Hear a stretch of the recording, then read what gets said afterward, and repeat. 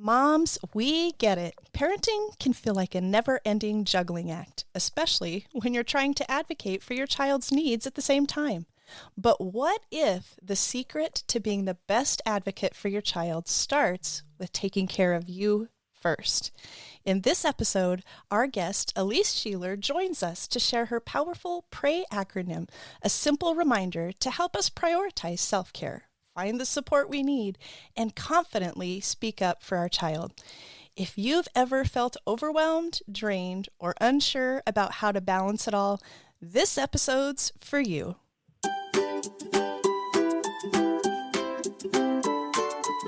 Welcome to Calm Connection Parenting, where we buckle up for the emotional roller coaster of raising intense and highly sensitive kids and discover some amazing things along the way. I'm your host, Jamie Kirkbride, a mom of 7, parenting coach, professional counselor, and your guide through the wild world of meltdowns, challenging behaviors, and big emotions. If you're exhausted and overwhelmed, feeling like you're always one step away from chaos, searching for a little calm in your day, then you're in the right place. Here, you'll find practical tools and faith-based strategies to transform your family. Together, we'll laugh, we'll learn, and we'll figure out how to turn those messy meltdowns into moments of connection. Let's jump in.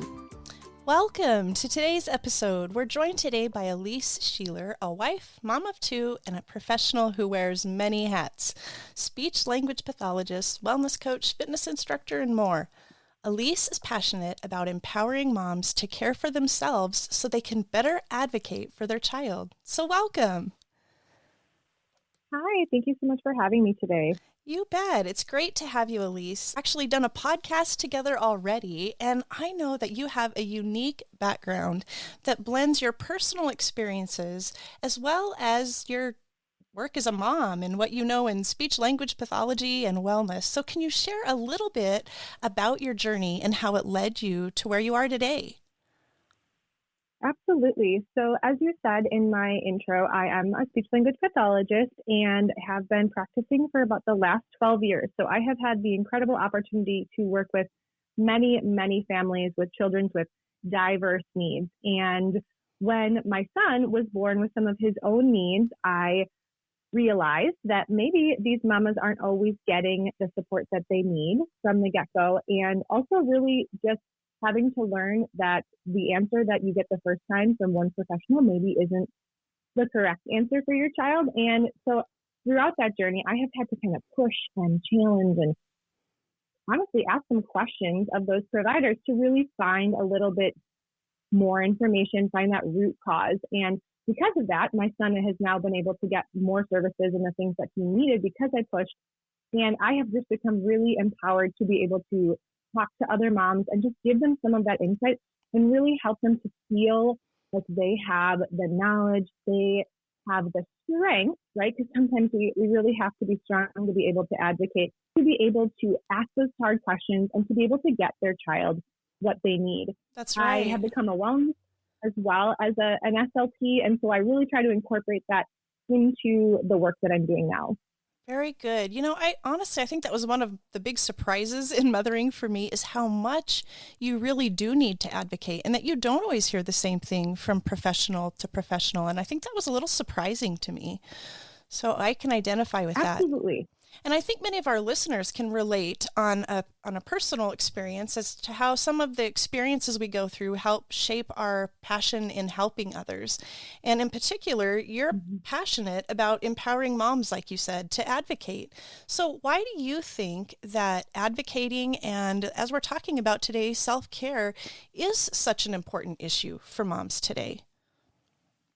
Well, I think that self-care really can be that foundational skill, that foundational need that mamas don't always recognize as being something that needs to be focused on first before we can advocate well, right? I talk a lot about mom brain and, just how overwhelmed and scattered we can feel at times. And when we are scattered and overwhelmed, are we the best advocates for our kids? Probably not, right? Right. And we want those providers, those teachers, whoever else is coming into contact with those kids throughout their day to be able to help them to the best of their abilities. If we aren't able to advocate well because we're having those, maybe scattered feelings or scattered emotions, or not having the confidence to be able to do that. Our kids aren't going to get what they need. But the first line of defense is making sure that those mamas are prioritizing their self-care as well. That's right. That's right. And so when moms are empowered with the right tools, with resources, support, and energy, or just feeling refreshed and capable, they can make such a huge difference in their child's life. And that's particularly why we're talking about this today, because we both really share this passion for moms and understanding that importance. So that is such a powerful point that you shared. Thank you. You mentioned that moms often feel drained, and that leads to a feeling of being unable to advocate effectively. But as you said, self-care is essential in making us stronger advocates. Why do you think it's so hard for parents to prioritize self-care even when we're so willing to take care of all of our other responsibilities?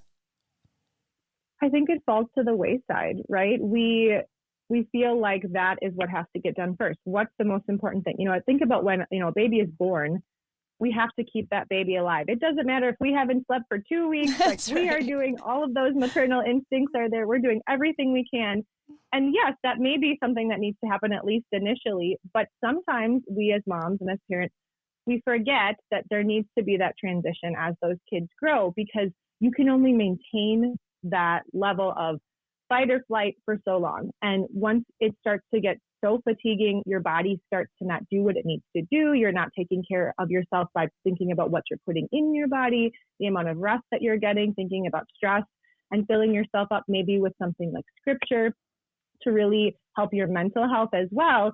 We can't stay there forever, right? And those kiddos eventually are going to lose out because we're not going to be able to help them and advocate for them as we would like.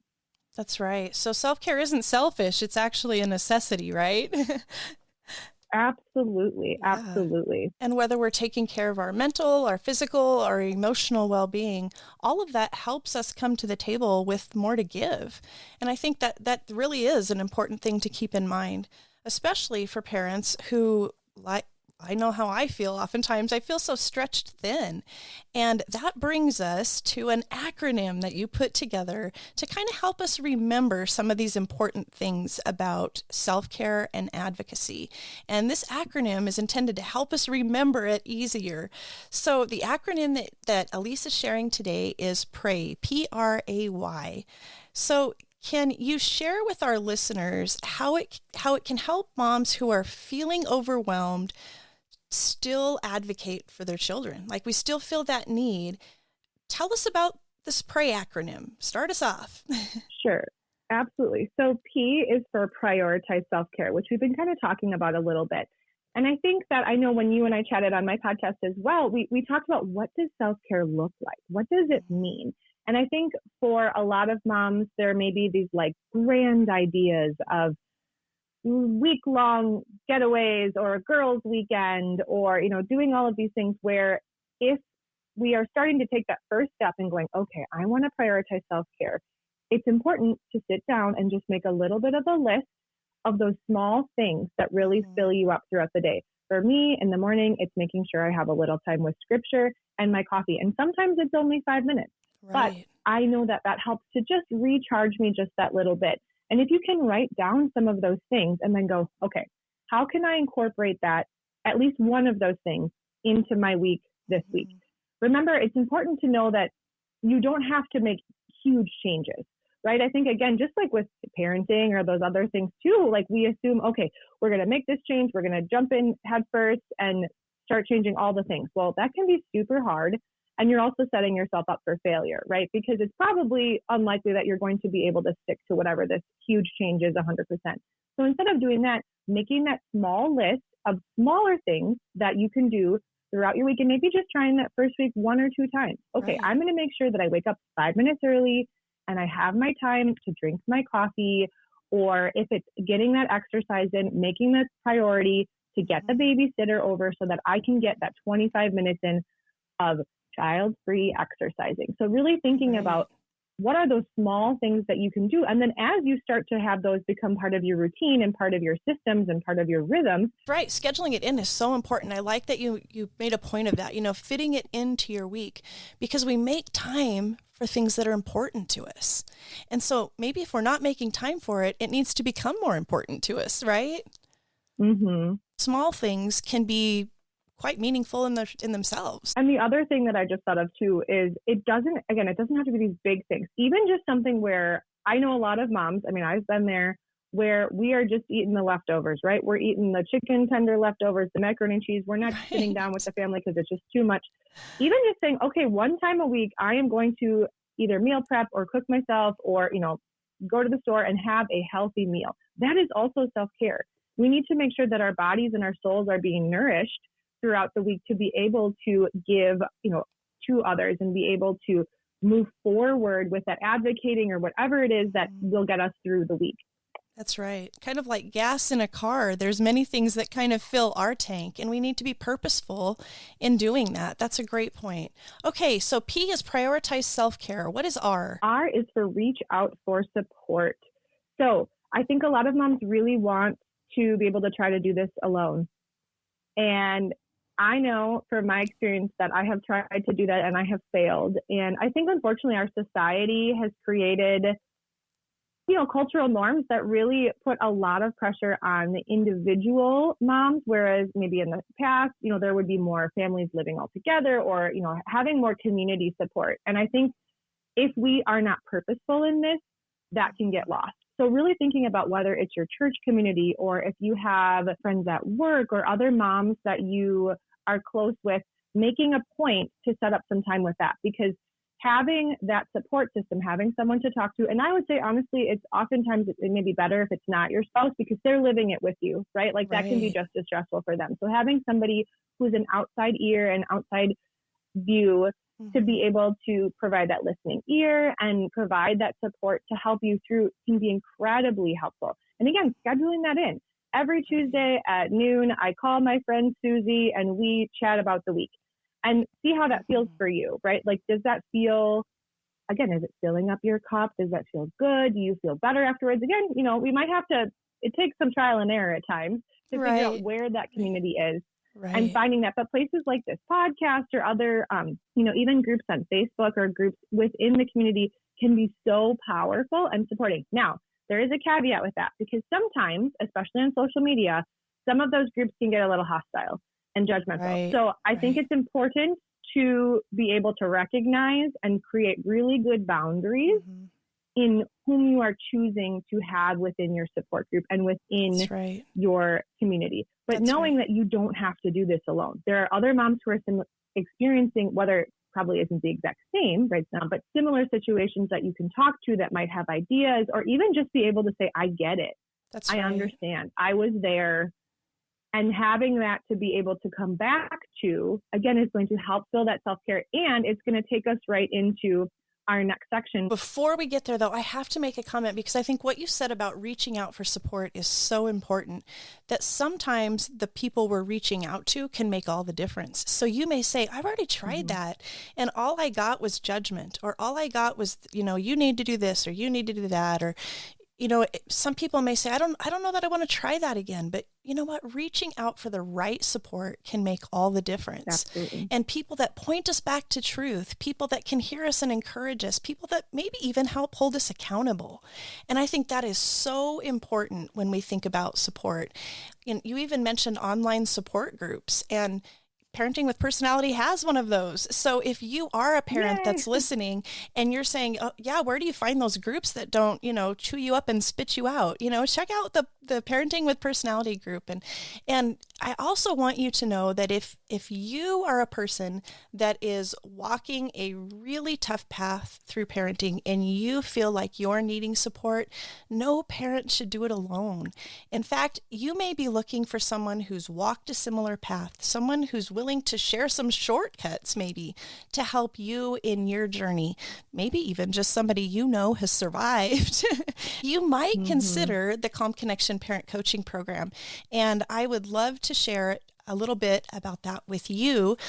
You can also find some great resources at calmconnectionparent.com/resource. But I'd like to share this short message, and then we are going to be back to hear what A is. Are your child's emotions and challenging behaviors pushing you to the edge? You're not alone. From constant struggles to emotional outbursts, it's easy to feel like you're just one step away from chaos. But what if I told you there's a better way?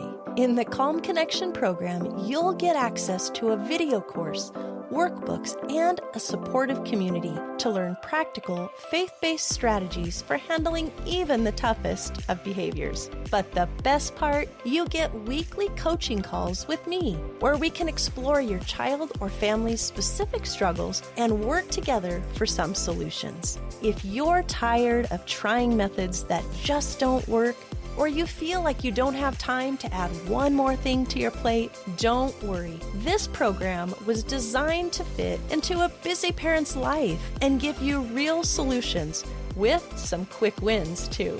Ready to take the first step toward a calmer home? Visit calmconnectionparent.com and learn more about the Calm Connection coaching program. You've got this, and I'm here to support you. And I'm here to tell you that advocacy and self-care is something we talk a lot about in the Calm Connection parenting program. All right, Elyse, we have covered P, which was prioritize self-care, and R, which was reach out for support. So moving on, tell us what A stands for. So once you have thought about, creating that better foundation for your self-care, and you've maybe gotten some support, which again is going to help with that self-efficacy, right? Your ability to be able to advocate for yourself and your child, you can move on to A, which is asking questions and advocating. As mothers, we're called to advocate for our kids, right?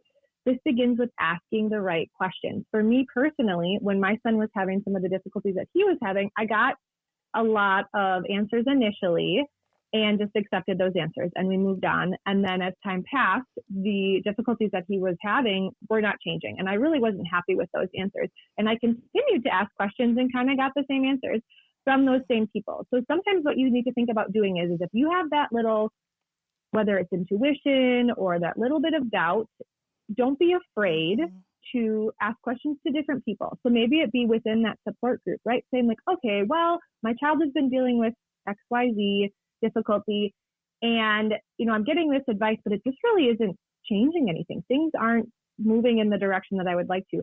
I am giving you permission right now to question and to move on to other providers. Mm-hmm. That's not to say that those providers are wrong or any means, but as a medical provider, I only know what I know in this current moment. And none of us are perfect. None of us know, maybe at some point when AI is that smart, it'll know everything. But at this point, we're not there yet. I mean, just being okay with, again, and it's not saying that you don't trust them or any of that, but just being like, well, you know what, I'm going to look a little, maybe in a different route or in a different way, right. And see what kind of answers you get there. And again, it's not just taking those answers at face value, right? You have to analyze them. You have to be able to say, how does this make sense for my family and for my child? Because you know your child. That's right. Better than anybody else. That's right. That is a great point. And for some parents, this is really a challenge. I mean, there are personalities that go out boldly and ask questions, and they're not afraid to even, say to the doctor, I'm going to find a second opinion, or I don't agree. But there are other personalities that is really uncomfortable for. And that was for me. I was one of those moms that I was kind of raised that you just kind of trust and respect the professional and you don't second guess them. And so all of those things felt horribly uncomfortable for me to learn how to do. But just like Elyse said, I give you permission to ask those questions. It is okay to second guess a professional.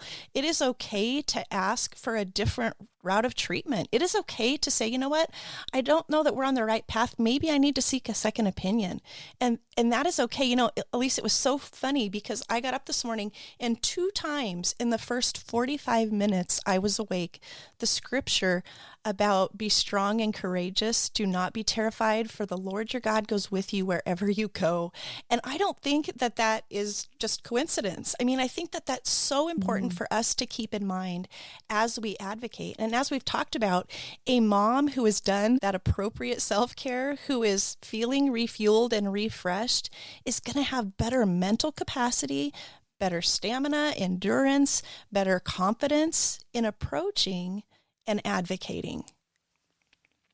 Very Absolutely. good. And one of the things that I think is a really practical tip that I don't know that many people think of is actually practicing advocating out loud. So articulating whatever it is that you're going into a meeting and you're like, okay, I'm going to advocate for this. And then you get there and the wheels fall off because you're anxious and you're sweating and you're shaking and there's so many other people and it's really, really hard to do that a lot of times. So yes. Taking that opportunity at home with your mirror, with your spouse, with a friend to actually do some role playing in talking it out. I have found that I've done that for myself, and I've actually coached some other families to do that too. And then as those conversations happen, especially if it's with yourself, you might have some, you might talk to yourself into some things or out of some things. Right. But as you're talking with that other person, some of those things might come up as well, right? Where you go, oh, I was going to say this, but actually this makes more sense. Or this is going to be more understandable to be able to do it that way. And I think that that's a very practical thing that you can hold on to. Oh, I think that's a great idea. I am fresh off of an IEP meeting yesterday. Talk about advocating at its best. And it's so true. Just spending time to even write out what it is that you want to say. And then, like you say, just role playing it can give you that added confidence. Great idea. I like that, Elyse. What about why? Why is yield to God's guidance. So sometimes the best thing we can do is to trust in God's plan and knowing that through all of it, he's got you. And that's not to say that you should just roll over and go, okay, God, you take care of all of this. Everything's fine. It's trusting that he is equipping you. He's working to equip you to be able to be the best advocate for your kiddo, that he is working to guide you in a way that will help support your child. So that is so good. I love that because it's easy for us to maybe give in to our fears or start maybe speaking out of anxiety instead of just taking that step back and resting. And sometimes it's when we're resting that we can hear God's voice or we can feel his direction. So I really like that step. And I love how simple and actionable this acronym is. And just in case you missed one of those, I'm going to say them one more time. P is prioritize self-care. R is reach out for support. I'll be right there. A is ask questions and advocate. And Y is yield to God's guidance. It really gives parents a clear roadmap for balancing this self-care and being capable and able and ready to advocate. It also removes the pressure of thinking that you have to do everything perfectly or be supermom. So tell me, Elyse, would you say that yielding to God's guidance can help with some of that pressure? Oh, absolutely.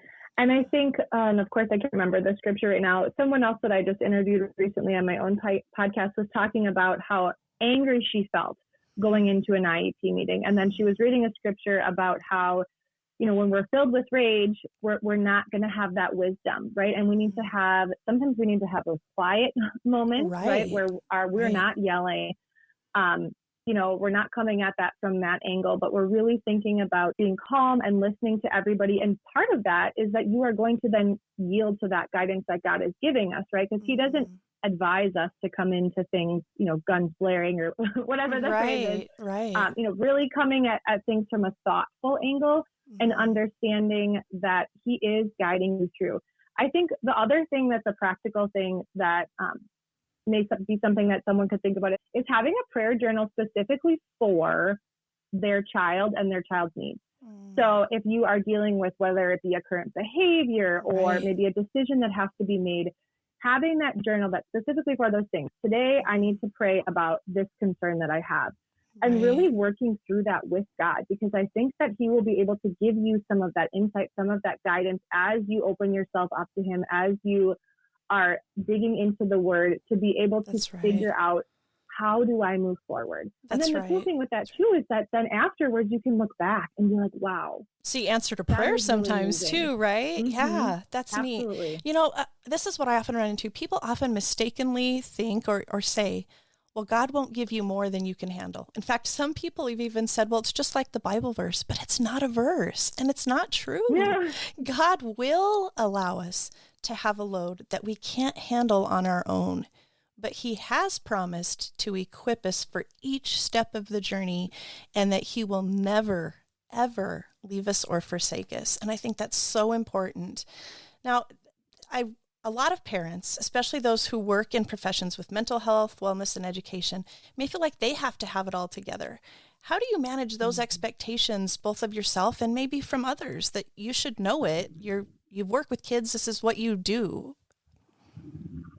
Well, I would argue that we are often, at least I shouldn't say we, I should myself, I find it easier to help other kids a lot of times than to help my own, right? Right. But why is that, right? So let's dig deeper. Why is that? Because we are much more emotionally involved in those situations. Right. And that's why it's so important. And you come back to that self-care, because you have to be able to look at things, yes, absolutely from an emotional standpoint, but also from that critical thinking, that rational standpoint. And if your brain is going in a million ways, you're not going to be able to do that and provide that care and that advocacy for your own child.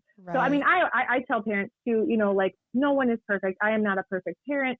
I'm not a perfect speech therapist. I'm not a perfect wellness coach, but I am here doing the best that I can with what I have.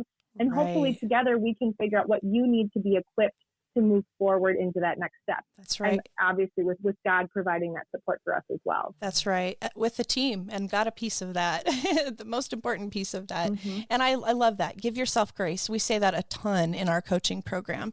And I think that's so important.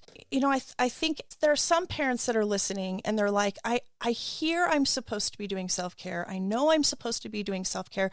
I even want to be doing self-care. And I hear you saying that I need to advocate for my child. I don't even know that I have all of the pieces or the information to advocate for my child. I just know that this is a tough journey and I feel stuck. What advice would you give to that parent who feels stuck and discouraged in their self-care and advocacy journey? I think you just need to take it one step at a time. When you're able to break things down, just like with any coaching program, right? Like we don't go from 0 to 100 overnight. Mm-hmm. So thinking about those small steps that you can take to be able to make one little thing a little bit better, a little bit different, whether it be, I'm going to go to bed 10 minutes earlier and this is what we're doing and I'm sticking to it. And maybe I only do it 2 days this week instead of all of them that I was hoping for, but that's still 2 days more than you were going to do before. So really thinking about those small little pieces. I actually just put together something called the Peace Framework, which is a journaling worksheet that parents can go through if they are facing something like a decision that needs to be made, especially in regards to special needs, and kind of walk through some of those steps and really thinking about that advocacy and gaining that information and writing things down for how do I gather that information? Who do I need to talk to, right? And sometimes you just have to write some of those things down, whether it be a simple to-do list or something like that. A plan, start taking those steps. That's fabulous. Let's make sure that we give them a link so that they can get that. It may seem as we talk that self-care and advocacy are two very different topics, but hopefully through our conversation today, you're starting to see that they really are related. And self-care is what allows us to be refueled and refreshed to be effective in our advocacy. And I like to think of it this way. Self-care is really a part of being a good steward of the emotional, physical, and mental energy and resources God gives us. And I think when we look at it that way, it helps us take on some responsibility to do that self-care. It can remove some of the guilt of spending time on yourself and can help you see the importance of it, which can in turn equip you to better advocate for yourself and your child and your family. And what if your child's best teacher of advocating and self-care is you? It's so important that we model that. So important. Elyse, this has been such a helpful conversation, and I know our listeners will leave feeling some encouragement and feeling empowered. But I want to make sure that they can connect with you and learn more about your work. So tell us a little bit about where we can find you and for sure how to get what you just mentioned, that resource. Absolutely. Well, thank you again so much for having me, Jamie. We've just had some really wonderful conversations, and I'm looking forward to more. Me too. Our listeners can find me on the podcast is Speaking Life into Motherhood. I also have a Facebook group under that same name, and my website is speakinglife.co, C-O, and that resource is speakinglife.co/peace, and they can download that today. If you have anyone who is looking for direct coaching in regards to special needs, specifically more towards the IEPs, how do I get started, some of those legal things, I also do one-on-one coaching for that as well, and they can find that on the website, speakinglife.co. Very good. Thank you so much for sharing your wisdom with us today, Elyse.